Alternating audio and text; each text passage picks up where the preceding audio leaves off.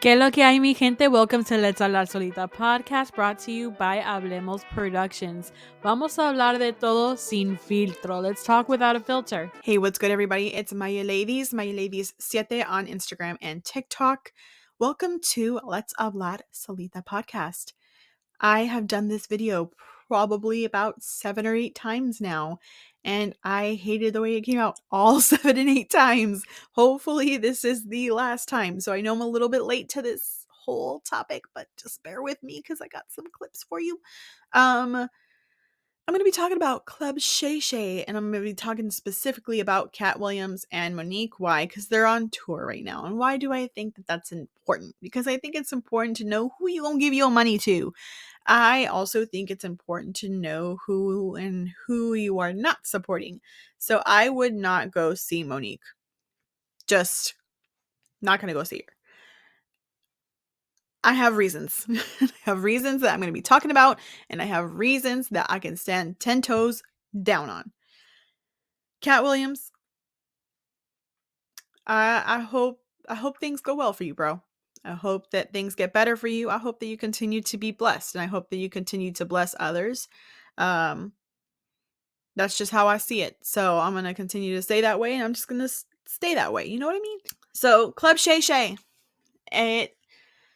I think in the beginning, Club Shay, the whole purpose of it was to have discussions amongst people, right? To have topics of conversation amongst people with Shannon Sharpe and his guests. Now, I will say this. I thought it was going to be like a confessional because it seems like everybody who was sitting on the couch wanted to confess or get something off their chest, say their 2 cents, and move on. Now it's just become a hot mess. And that's your aesthetic. Like, stand on it. You know, if that's your aesthetic, stand on it. Don't backtrack. But I feel like Cat Williams' interview it wasn't as messy as some other people's. And I'll say why in just a moment. I'll tell you why in just a moment. But I can Cat Williams, all I can say is you left me with more questions than answers. And I don't know if I'm the only one that didn't start falling into this rabbit hole of, is he right? Does he have a point? Like, did I miss something? Like, that was me the whole time he's talking. And so Cat Williams, when he went on Club Shay, first of all, I'll say it looks like he overcame a lot of obstacles. I will say that 100%. I feel like he's overcome a lot of obstacles. And I also feel like Shannon Sharpe was unprepared as an interviewer, because when your interviewee tells you you didn't do your homework and he's constantly having to correct you about things that are false, first of all, when you don't know something to be true, tell them, like, hey, rumor is, or allegedly, I want to see if you clear this up. Don't talk about it as if it's facts, right? And it felt like Shannon Sharpe was initially talking to Cat Williams as if it was a fact. It's not a fact. Like, the things that you're saying that you're trying to ask him about, they're more so rumors or things that people suspect, some people assume. It's not necessarily things that we know to be true, right? So when you say you haven't done your homework and you're an interviewee, that's because someone is putting dirt on your name and you want them to correct it, like have several seats. That's just how I see it. And as someone who studied theater, studied music, entertainment, you know that when they say good publicity is key, yes, there's no such thing as bad publicity. That's a lie. Like, there is such thing as bad publicity. Now, you can use bad publicity and turn it into a positive, but it takes a long time. And then sometimes the bad publicity, depending on what it is not even worth it. It's not even worth trying to fix. Now, what I will say is no shade, but Shannon Sharp, you have a whole crew. Like, you have a whole crew. I don't have a whole crew. It's just me. The one that does the research by looking the videos, looking for other clips, looking for something to back it up if I want to accuse somebody of something. That's me. But you have a whole crew. You have lights, you have cameras, you have a huge, like, you have like a studio. You don't have your casa. Like, you have a whole studio. I have a casa. You have people, bro. You have agents, you have managers, you have assistants. You couldn't get someone to kind of fact check the things that you wanted to ask Cat Williams about. You didn't have that.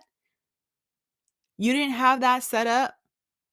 That's what I don't understand is like you are one of these people who are fortunate enough to be able to finance a more luxurious podcast from the beginning, and you don't have people who can fact check things.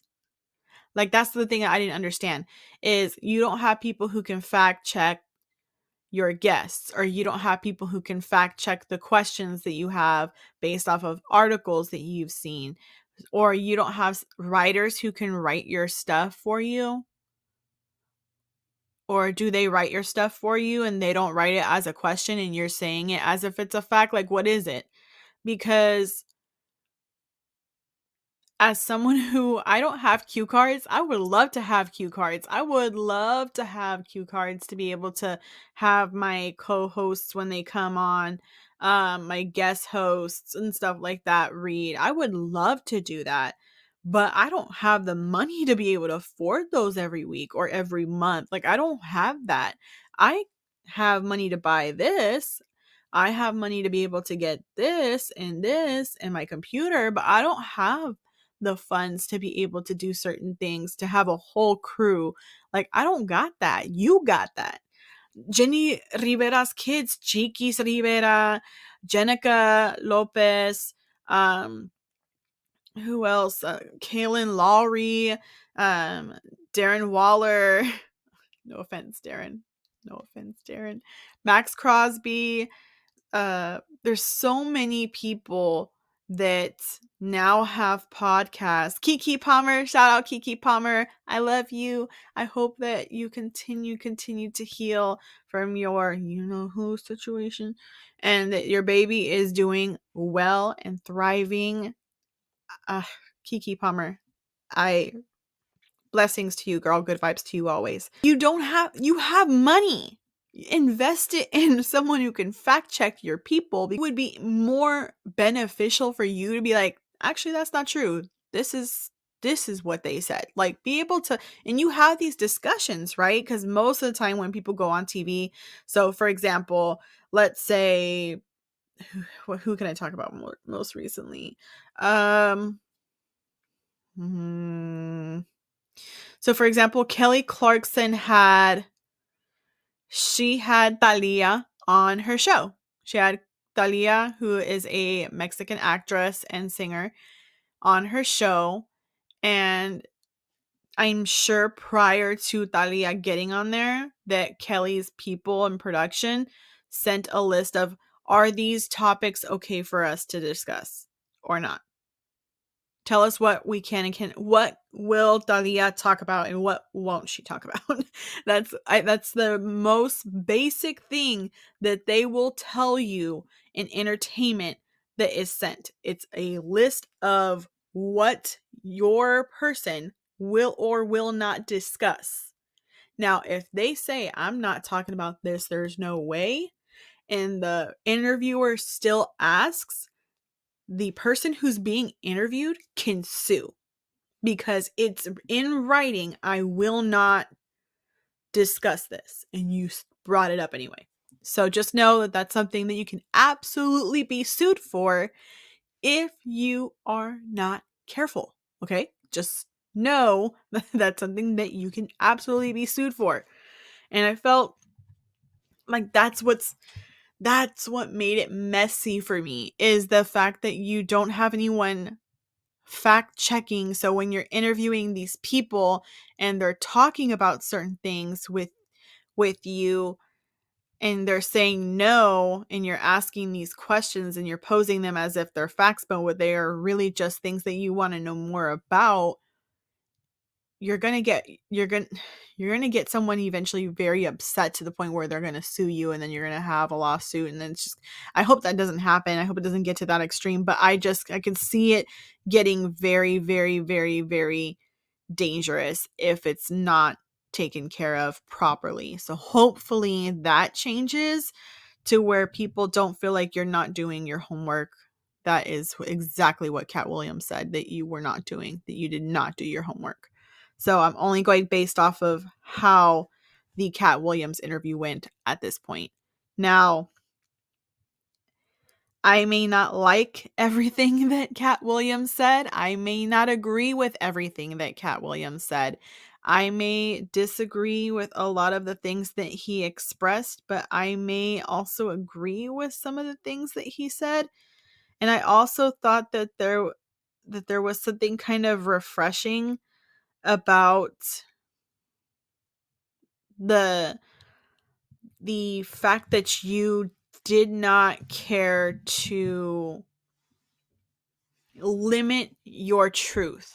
You know what I'm saying? You know how like some people are like, "Oh, I'm not going to talk about that because that's going to get me in trouble." Like, no, you know your truth. You know what you said. You know 100% what you said. You know 100% what you said and what you did, and you stand on it.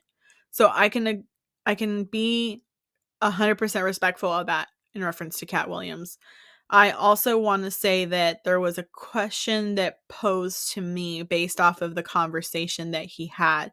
Now, he made it seem like all men who are Black, specifically when it comes to entertainment, and men of color have to go through a moment in time where they are being dehumanized or emasculated to be able to further their career. That's essentially what I took from that, because he talked about how there was a potential to do a project with a different entertainer, and he was like, "I will not wear a dress." And they kept trying to insist that he had to wear a dress. And he's like, "I'm not going to do that.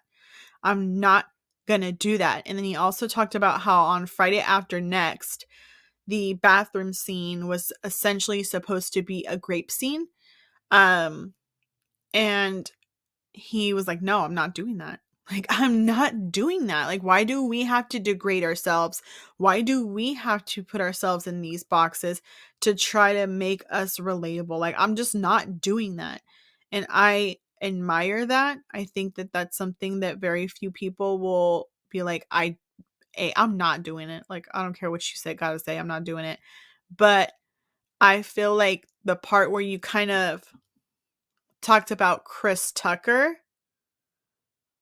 was wrong, because you were kind of like trying to insinuate that Chris Tucker and Friday, like,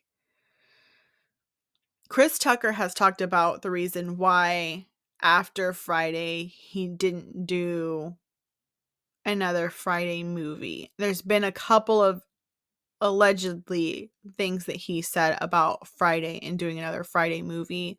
One of them being he doesn't want to be remembered for Smokey his whole life, but I feel like that's something that's just going to happen regardless. And I think that he's learned to accept that now. There's other projects too that he's done. He's done, Rush Hour. He's done The Fifth Element. He's done, I think the newest one is Air, is what he's done. So there's other projects that he's done, and I like Chris Tucker's stand up. I really like his stand up. It's clean. It's not, to me, it's not bad. Like, he doesn't really bash anybody. He talks about his family. He talks about stuff that he's gone through. I really enjoy his stand up.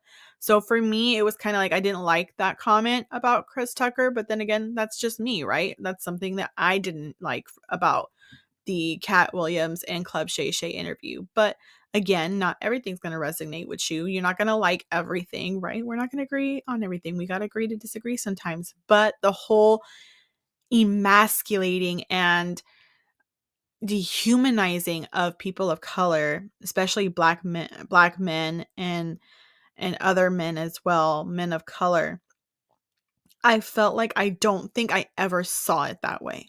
And then as soon as I saw that interview, I had to do a deep dive and see how many men had turned down that particular circumstance.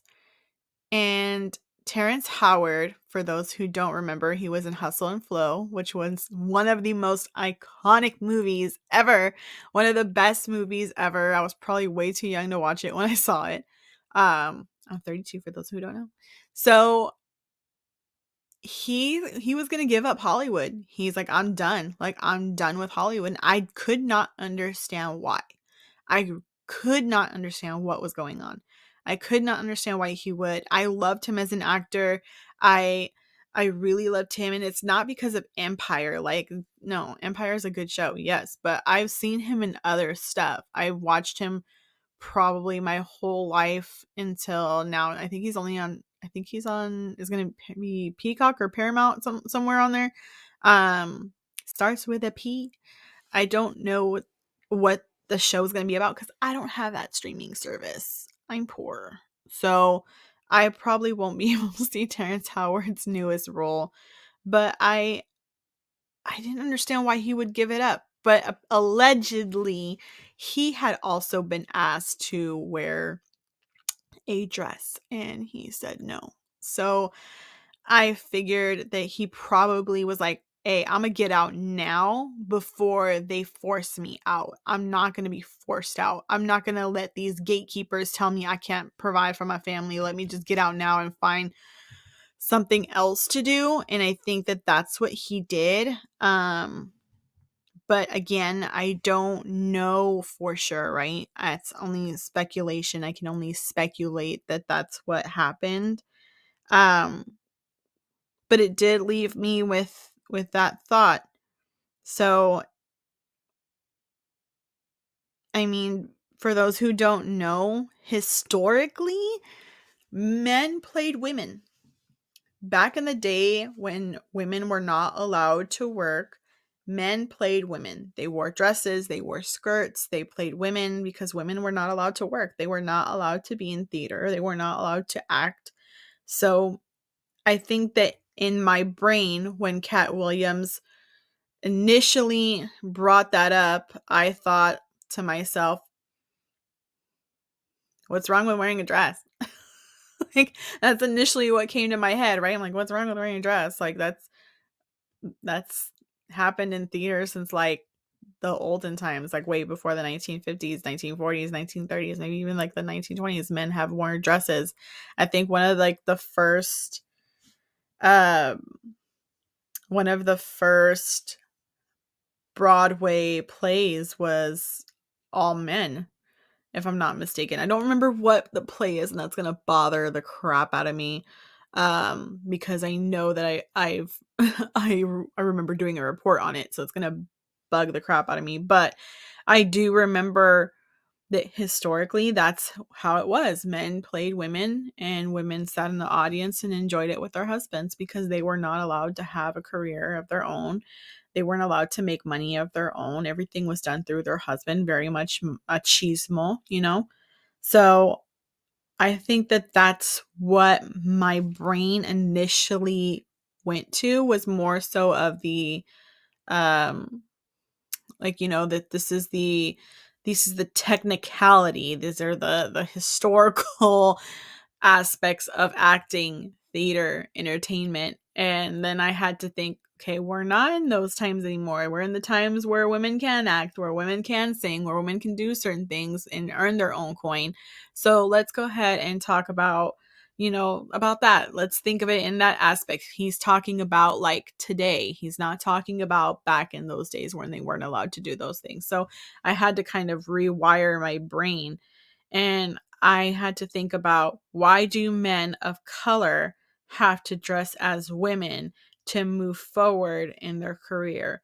Specifically, Black and Afro Latino men, along with Latino men. Now, Martin Lawrence, Eddie Murphy, Wesley Snipes, Miguel A. Nunez Jr., Chris Tucker. Who else? Who else can I think of? Sean Waynes, Marlon Waynes, I believe Jamie Foxx have all dressed as women at one point in their career, or at least very feminine-esque. So in their career. And the question is, why? Why?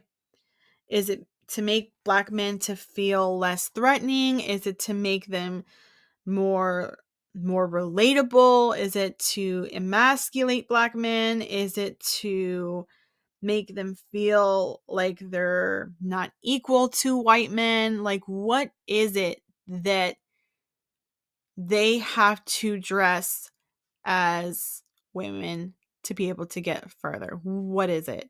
And I'm not excluding Tyler Perry as well, because we all know Tyler Perry has dressed as Medea. We all love Medea. But I'm talking about specifically these men because these are movies and shows that I was like, oh, okay. All right. Like, it's like some of them were movies that I saw when I was a kid. So there are movies that I could watch. Um, my parents let me watch those movies. So they were cool. I never realized it though. I never stopped and thought, why do they have to wear um dresses in these movies? And then some of them we don't even see in movies anymore. We don't see them in film. They're just done, right? So we don't see them, and I guess like we're not forced to think about it, I guess, at that point. So what is it though? But what is it? Is it they're not equal to white men? Is it that they're not threatening? Is it that they are not human? Is it that they are not a person? Is it that they're not,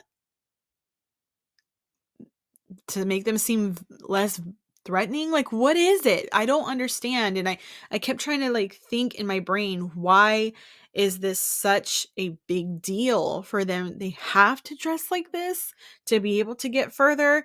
If you don't, are you labeled as difficult? And is that why you don't move forward? And if you do it and then you don't promote it, or you don't sign in for a sequel,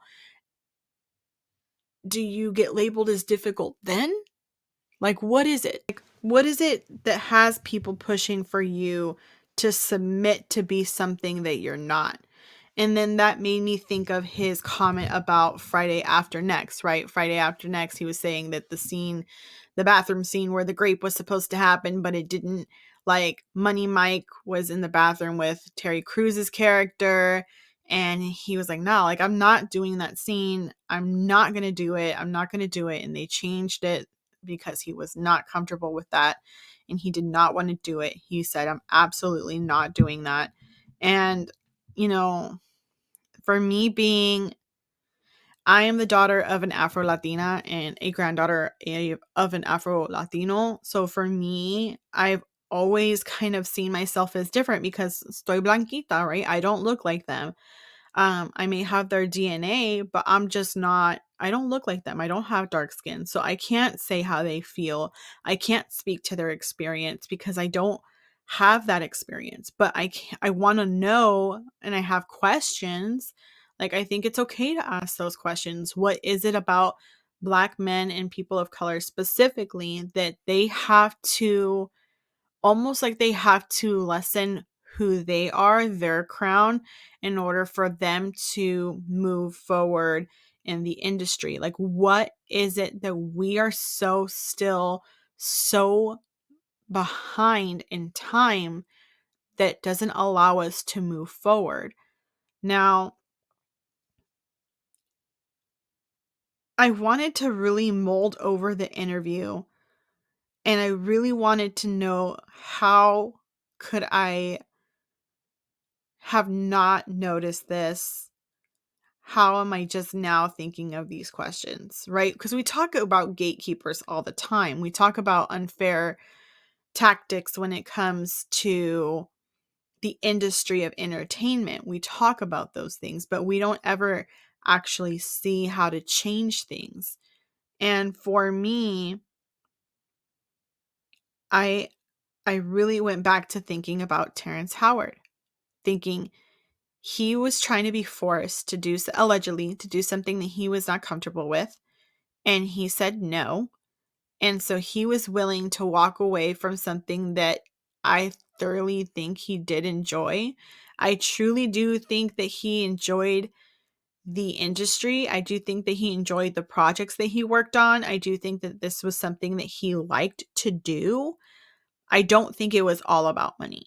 I don't. Not I can't say that though.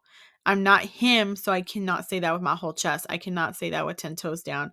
But I can say that I do not think that it was just about money. I think this has a lot to do with, I'm not going to make myself less of a person to fit your narrative. I'm not going to make myself less of a black man to fit what makes you comfortable. I think that that's something that we need to understand. Like, I'm not going to do that just to make sure that you're comfortable. I'm not going to make myself less of a black man. I think that that's something that, unfortunately, I feel like we can say that, but it's really hard to stand by it, right? Because, like, at the end of the day, these entertainers have families to feed too. Like, I get that. But it's also really cool, and I think, when they can stand behind who they are as a person and say, like, I'm not doing it.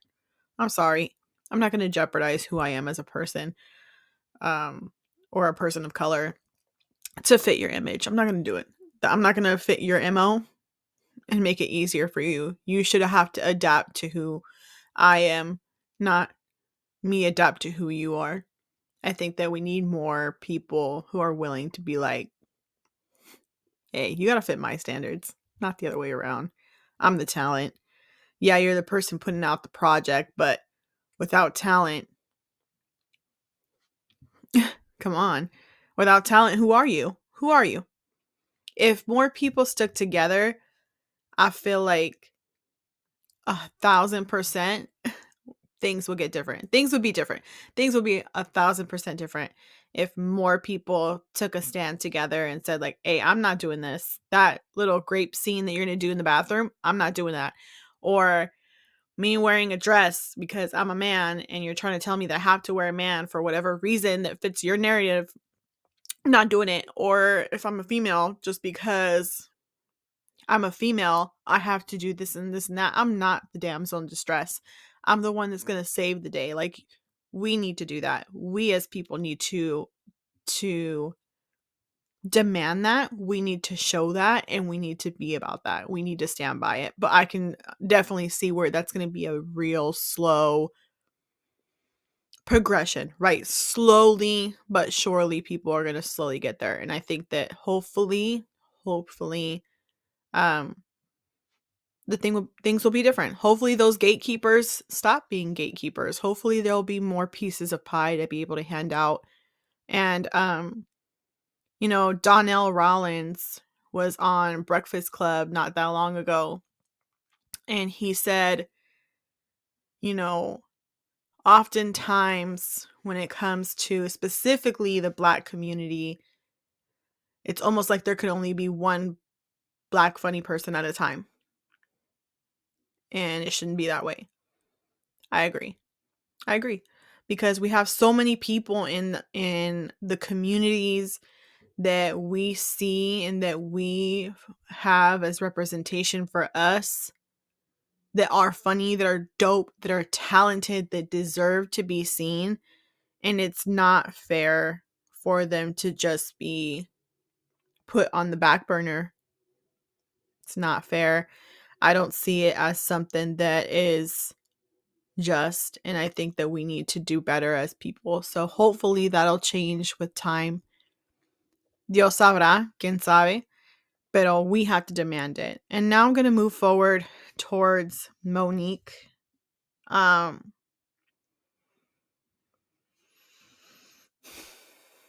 Monique.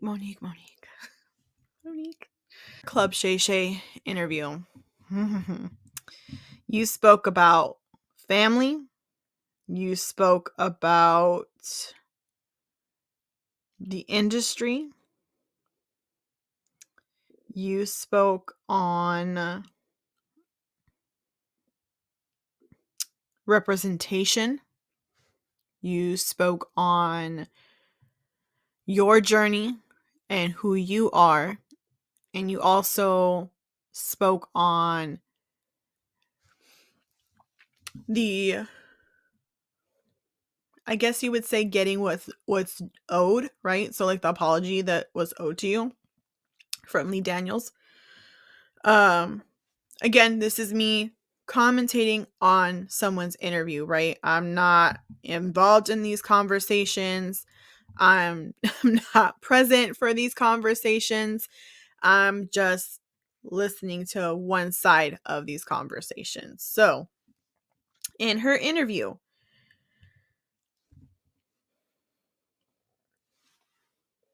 there was only one part that bothered me that led me to no longer care for Monique. And when I say no longer care for her, I don't wish her wrong.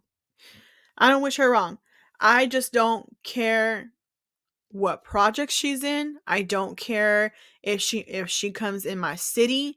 I don't care if she has an event. I just don't care. I don't care to watch any interview that she's on. I don't care to hear her speak. I think that she's full of crap, and I feel like the reason why it angers me so much is cuz I've seen what people like her do to their kids. And I'll get into that in just a moment, but I do want to kind of explain what I mean, and I'm going to say this with all respect. Cat Williams, she's on your tour. You adopted children, you took children that are not biologically yours, and you raised them as your own. You need to have a sit down and talk with your girl, because I'm going to tell you one thing. As a female, I'd be damned if I let someone talk to my kids the way that she lets people express themselves about her son. So that's just how I'm going to put it. I would have given her boba del dia, but because she takes things so personal, I'm not going to do that. I'm just going to give facts. Her interview, did she deserve justice from what was done to her in the industry? Absolutely. Do I think that her shows in the past were funny, such as The Parkers? Absolutely. Do I think that her comedy special on Netflix, the one that is brand new, was funny? No, I think it was trash. That's my opinion. But I thought it was trash before this interview.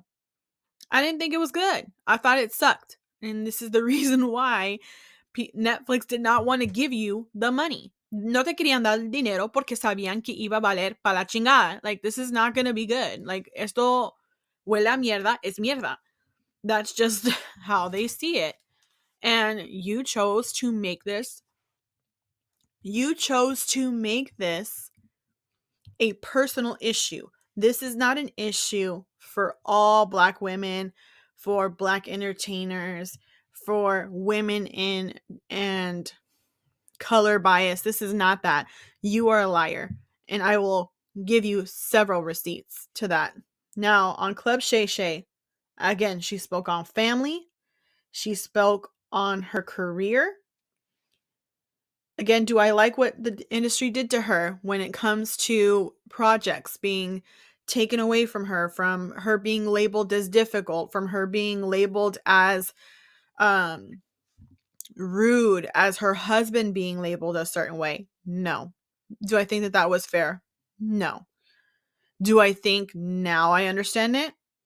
Now, based off of how you act? Yes, now I understand it. Back then? No. But ahora sí.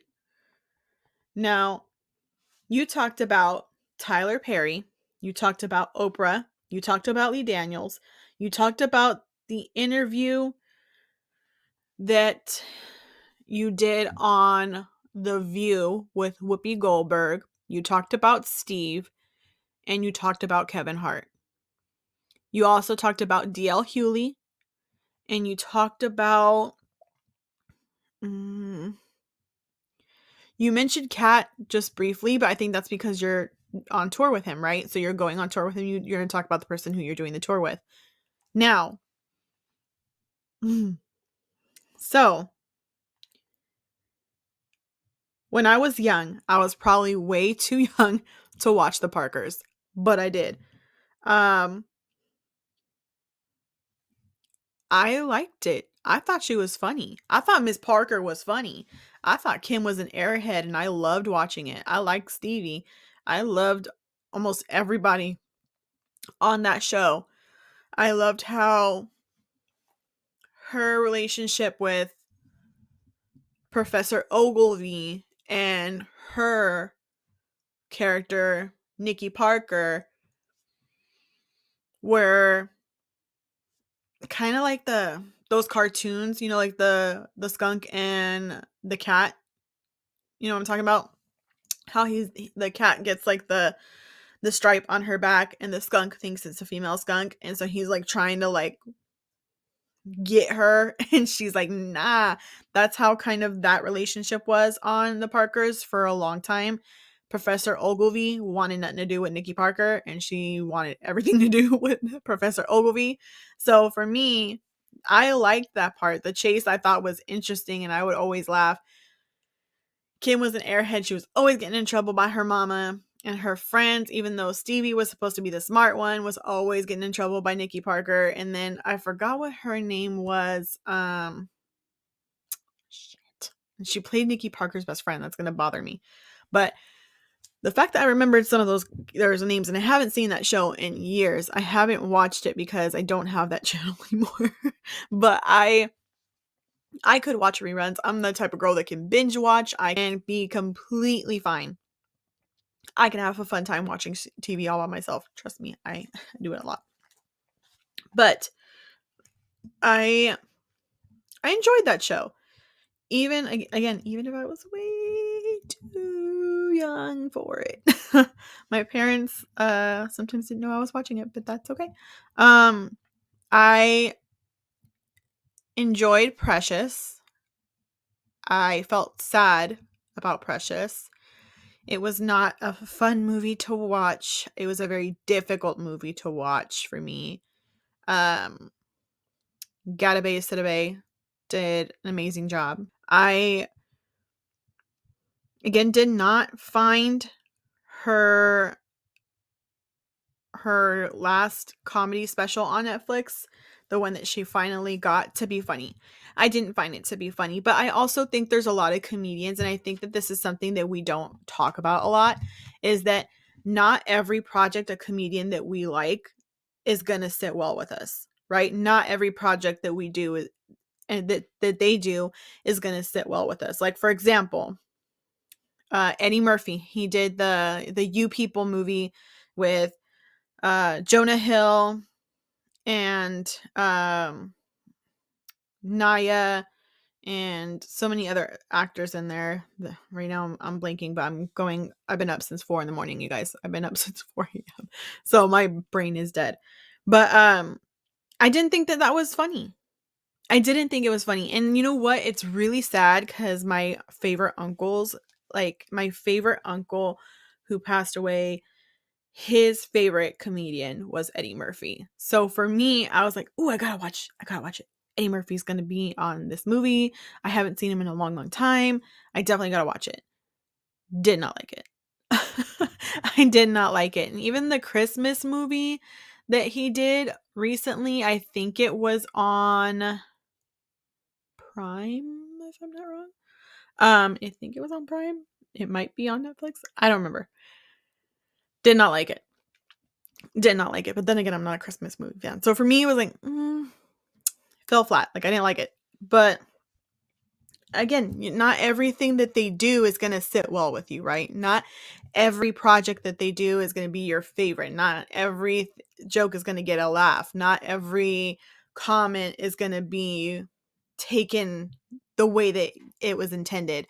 So I think that we need to really have some grace for a lot of these entertainers because it's just not going to all sit well. That's just the reality of the situation.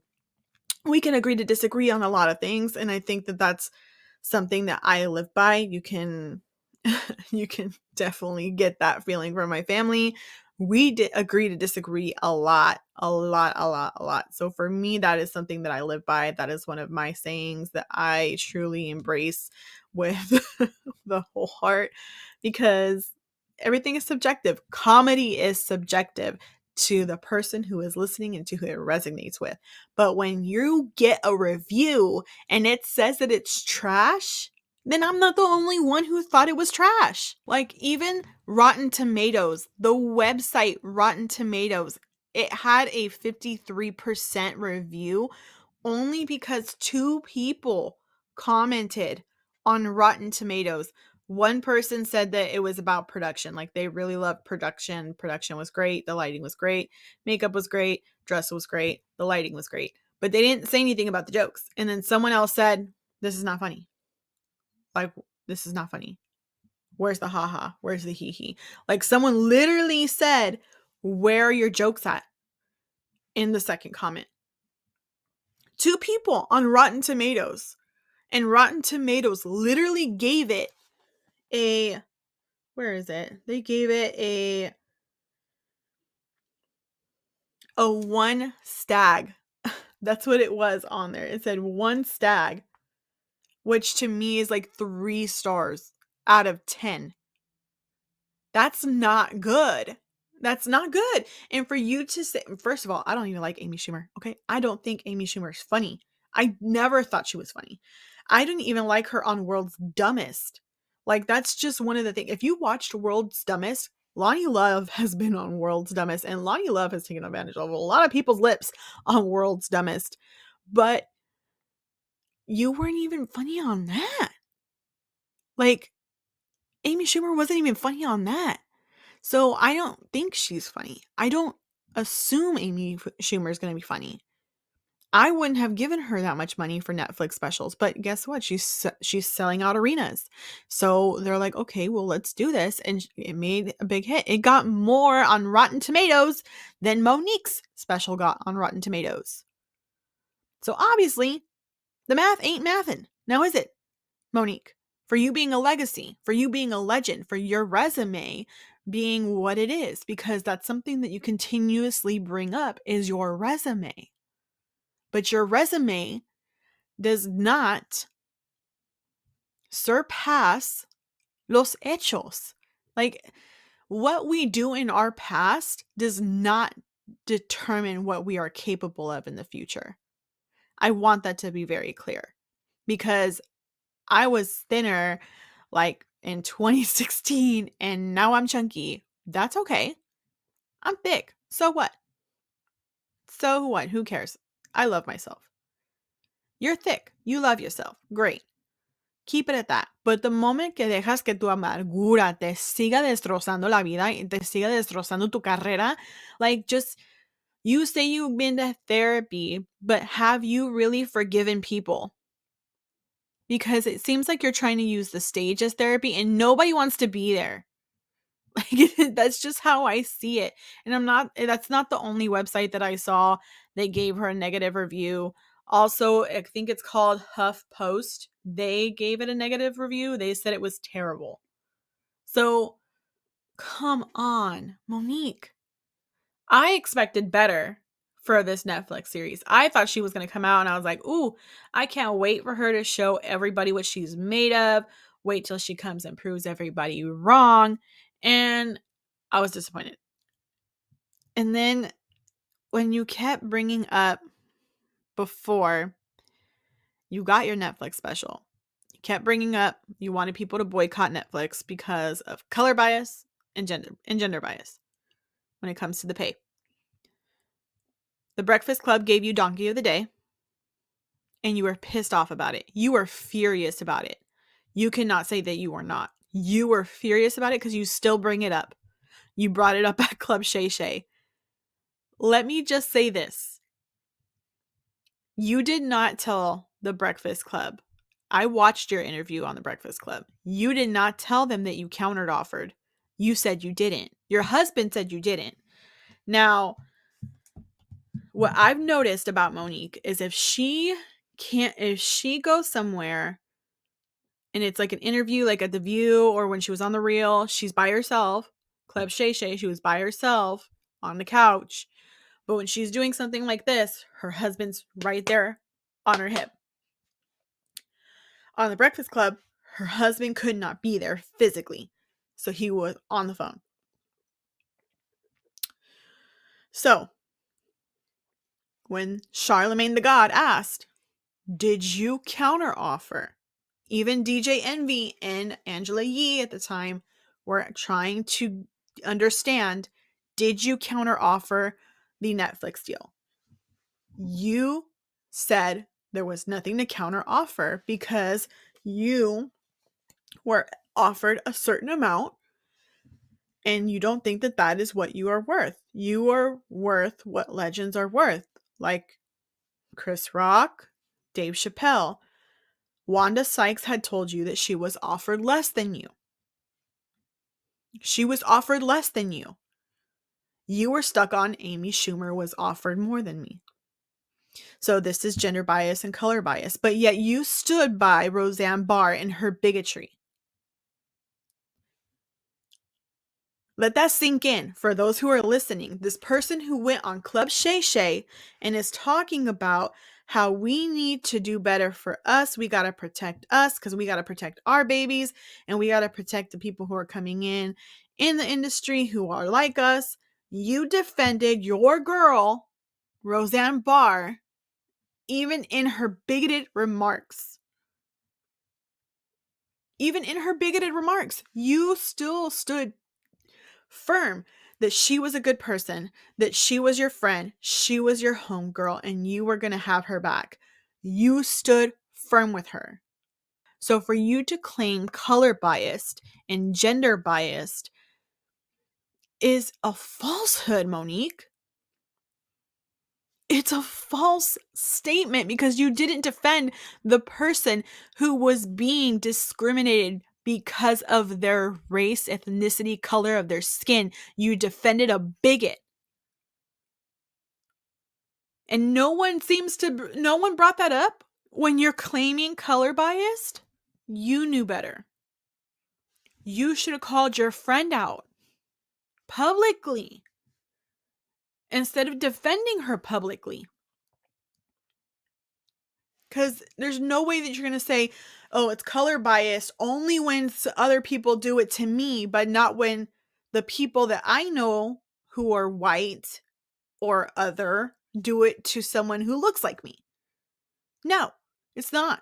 It's got to be the same across the board. If you want it to actually be what it is and for it to be because of color biased and gender biased, you have to have it be across the board. You can't have this expectation for everyone else and this one for your friends. You can't do that. I'm sorry. That's where you lost me. That's why when I thought you got Donkey of the Day, I thought you deserved it. I think you deserved it. Do I think that it was cool that they let the phone lines get involved? No, absolutely not. Why? Because you do have a family. You do have a family that you need to support. You do have a family that needs to eat and needs a roof over their head.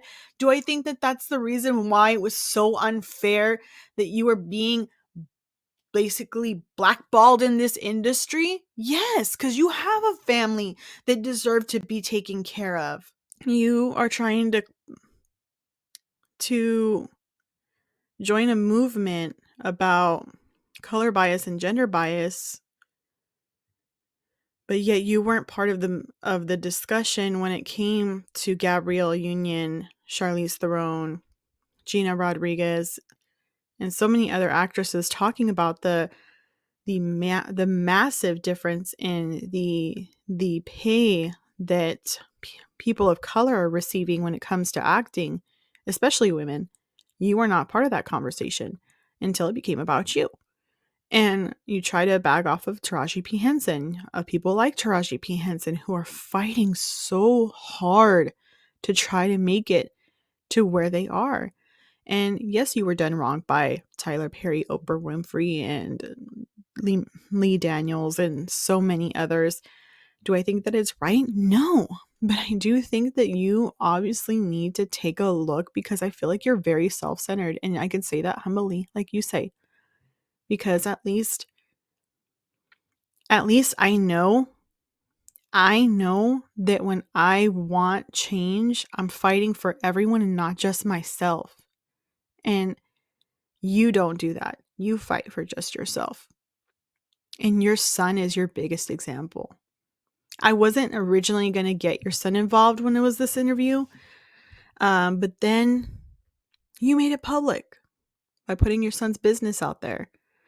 And I'm going to say your son responded to your interview at Club Shay when you said that you were separated, that you guys don't speak, that you and your son don't have a relationship, you guys are estranged, and that you were just going to let things be what they were. I'm sorry. That could never be me. Like, I would be at your house if it was my child all the time. Let me in. I want to talk to you. I love you. Let me in. That would be me. I'd be like bugging. I'd probably be trespassed so many times. Probably be locked up because I'm not going away. But that's just me. I'm the annoying one in my family. I'll be there at your house even though you told me I'm not invited. I'm that one. So I just didn't understand that. And then when he responded to you, backing up everything that you said, he said, yeah, my mom wasn't there for me. My mom was not there. My mom bought me stuff, but I didn't need material stuff. I wanted my mom. Like, I wanted her love. I wanted her affection. I wanted her time. I needed her emotionally. I needed her, and I didn't have her. And when two people aren't willing to do the work and not willing to acknowledge each other's side, then it's not going to happen. And I'm doing this on a public platform because she did it on a public platform, and I'm doing it on my TikTok so that way I can speak, because Sydney, her husband, her daddy, is not going to let me speak. That's essentially what I got from that video. I watched his whole video. He was right, because as soon as you and your husband got wind, I have a feeling it's absolutely because he used the word daddy. I have no doubt in my mind that it wasn't because he didn't use the word daddy, that you had to make out a public video talking about it, saying, and then you even said, like, Shalon, you know that this is not your daddy. This has been Uncle Sid's your whole life. Monique, you said that he was your friend for the longest. Like, this was like your brother. I'm sorry. I don't have sex with my brother. I'm sorry. Ears, if you're a child, I'm sorry. I don't have sex with my brother. I don't sleep with my brother. That's gross. My brother got a girlfriend and they got babies together. No, absolutely not. I made the mistake in life to date someone who I had seen as my best friend, and I realized that I saw him as like part of my family, but not in a romantic way. I never slept with him. Nope. We were together for like a year and a half. I could never cross that line because it felt so gross. It felt so wrong. I broke up with him, and I literally told him, like, hey, I've tried to be in this relationship with you and I can't. Like, I can't get over what we are. We're friends. Like, that's what it is. Like, we're friends. He understood eventually.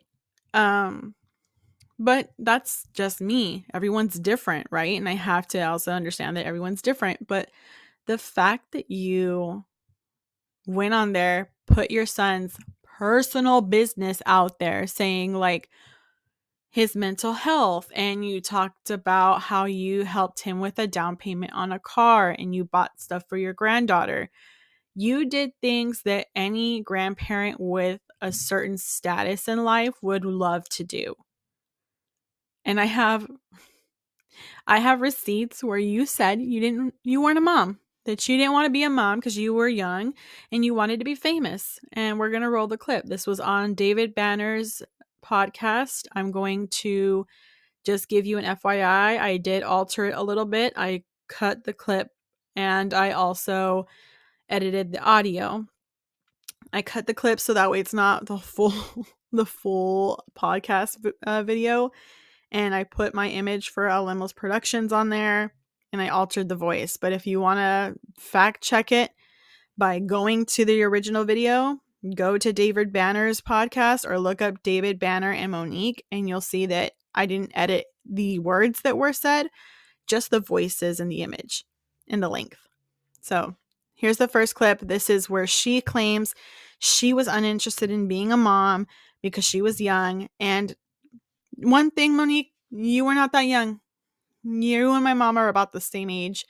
I'm 32. Your son is 33 years old. He will be 34. I will be 33. You will be a year older than my mom.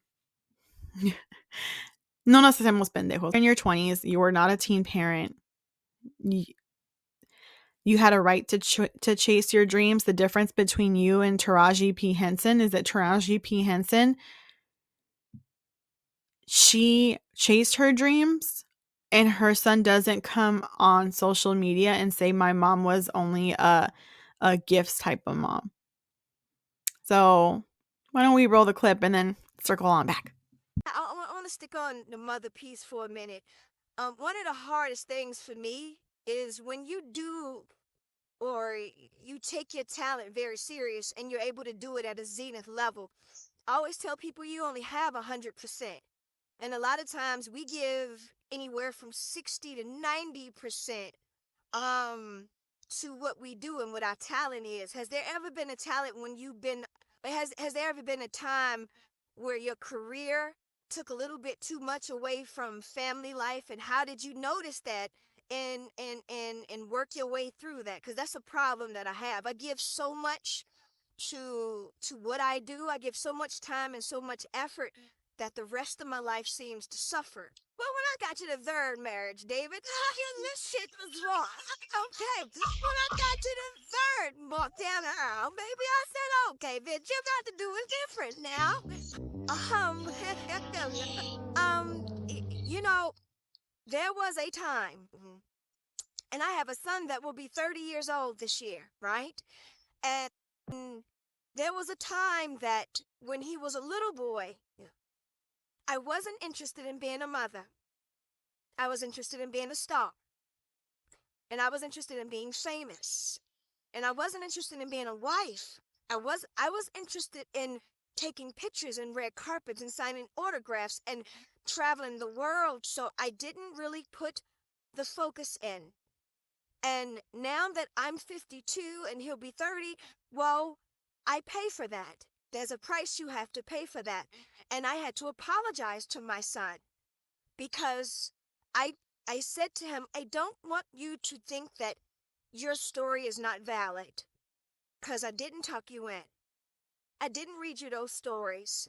I didn't show up at sporting events because my whole thing was, yeah, but whatever you ask for, I can provide it. You see this big house?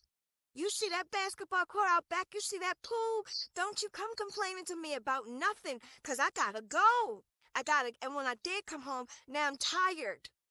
So now you don't understand that? So there was a time that this entertainment was the priority, because as a little girl, I wanted to be famous, baby. When I saw the Jacksons and I saw how the people were screaming, holler, oh my God, David, I craved that so bad. And I wanted to be dressed up pretty. I like pretty shit. I wanted to be dressed up in pretty things. So when that moment happened, that's all that it was. And let me ask you a quick question. Were you let down when you finally received that moment? No. Oh, baby, no, I lived in it. Oh, baby, I lived in it. Do you hear what I'm saying to you? It was a party every day. Oh, baby, my passport, I was in the Bahamas. Oh, I was doing shit. I lived in it because it was everything I thought it was going to be. Asked you about what's the difference between Monique the entertainer and Monique the mom. They wanted to circle back to being the mom part because you wanted to talk about fame and, oh, you lived in it. And Sydney answers. I applaud that. So that's every sister out there that's doing it. What is tell us what's the divide between Monique, the entertainer, and Monique, the mother. Cindy, you can go for that. Well, go ahead, Cindy. The divide between I think that Monique, the entertainer, when she goes out, she's executing a job, but she loves what it is that she's doing. Um, and been doing it for a very long time. I think Monique, the mother, now has a level of appreciation due to the lack of appreciation that the business can show, and it enlightens you that when you're done with the entertainment aspect, you really need something to come home to that's gonna recharge you for that other part, because you need both of those aspects. I mean, I remember back in the day, when she was at the little she would call me up after a show and say, I'd be glad when I can stay in a hotel and not a motel. Your response to your son, mind you, the David Banner interview was before Club Shay Shay. When you did this interview on Club Shay Shay, you spoke about your son and he responded. He responded by saying everything that my mother said was absolutely accurate. She was not there. She was not a present mom. She was a mom that liked to give presents. My mom's way of showing me that she cared was buying me stuff. I didn't want her to buy me stuff. I wanted her to actually be there for me emotionally, mentally, spiritually. I wanted my mom to be there for me. I wanted her to be a present parent, not to be an absentee parent. And my mom was an absentee parent who liked to gift me things to make up for the fact that she was working all the time. That's what your son was saying. And yes, he said about your husband, I want to make this clear. Your husband admitted that your son had asked him, can I call you dad? And he told him no. So you made it very clear that from the beginning, your family dynamic was you and your husband, and your children with your husband are your family. Your son is not a part of your family. He is a guest and he's unwelcome. You made that very clear. From what I'm gathering from all the things that come out of your mouth and what come out of Sydney's mouth, that's exactly what I'm gathering. And another thing that I will say that really, really got me is after your Club Shay Shay interview, she said that she was going to the airport. An 80-something-year-old woman approached her and said, Monique, and she said, ma'am. And she said, my granddaughter told me to look at this TikTok video. She goes, mm-hmm. And she goes, and I watched that TikTok video.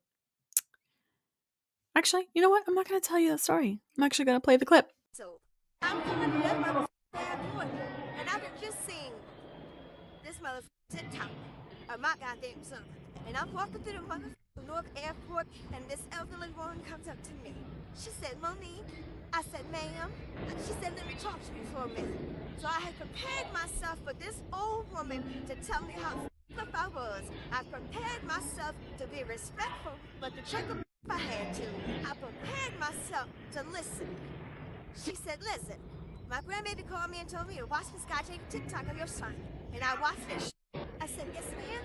She said, I want to tell you something. I said, ma'am. She said, yeah, ma'am.